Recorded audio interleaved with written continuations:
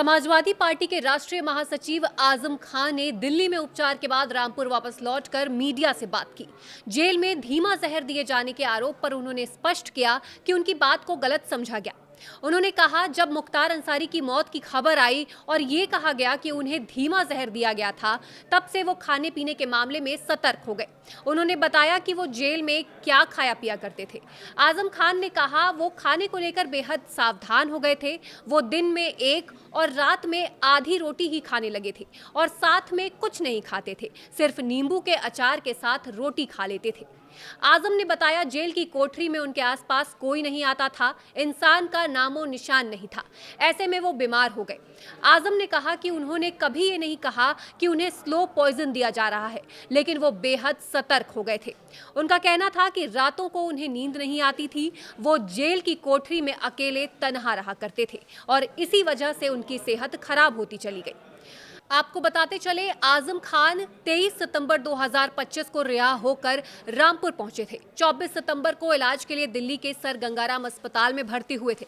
आजम खान ने कहा कि उन्होंने 5 साल जेल की एक छोटी सी कोठरी में बिताए। ऐसे हालात में बीमार होना स्वाभाविक है। अब उनकी सेहत में सुधार हो रहा है और उनकी प्राथमिकता स्वास्थ्य सुधारना है। इसके बाद वो आगे की रणनीति तय करेंगे। आपको जेल से रिहा होने के बाद आपकी सेहत में लेकर आप चेकअप के लिए कहा गया था, क्या? सेहत तो खराब होना ही चाहिए। थोड़े से वक्फे को छोड़कर 5 साल एक छोटी सी कोठरी में एक शख्स तन्हा बंद रहे, दूर तक आदमी का नामो निशान न हो, तो बीमार होना तो लाजिम है। गया था, चेकअप कराया है, पहले से बेहतर हूँ।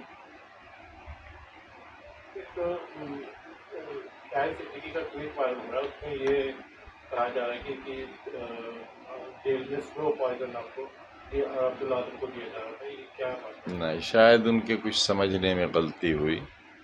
उनके इखलास में कोई कमी नहीं है, बहुत अच्छे इंसान हैं, अपने वालिद मरहूम से एक विरासत संभाले बैठे हैं। मैंने अपने बारे में इस तरह नहीं कहा था, वो कहीं मिसअंडरस्टैंडिंग हुई।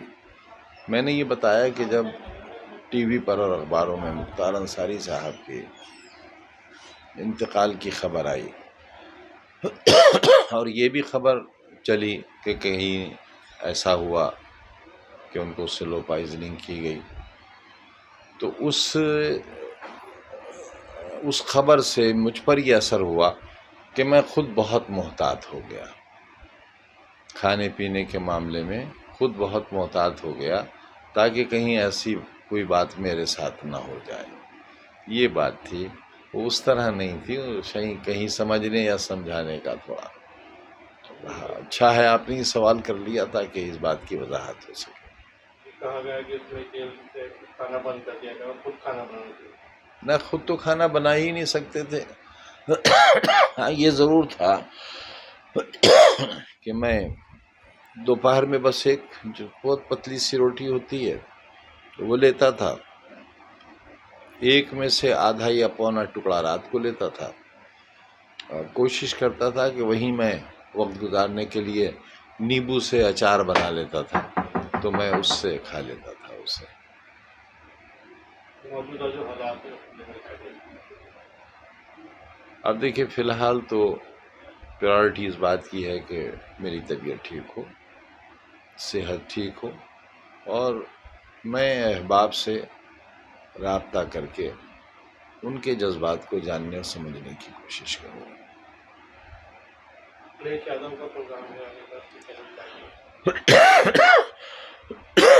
जी, ये खबर मैंने अखबारात से सुनी है,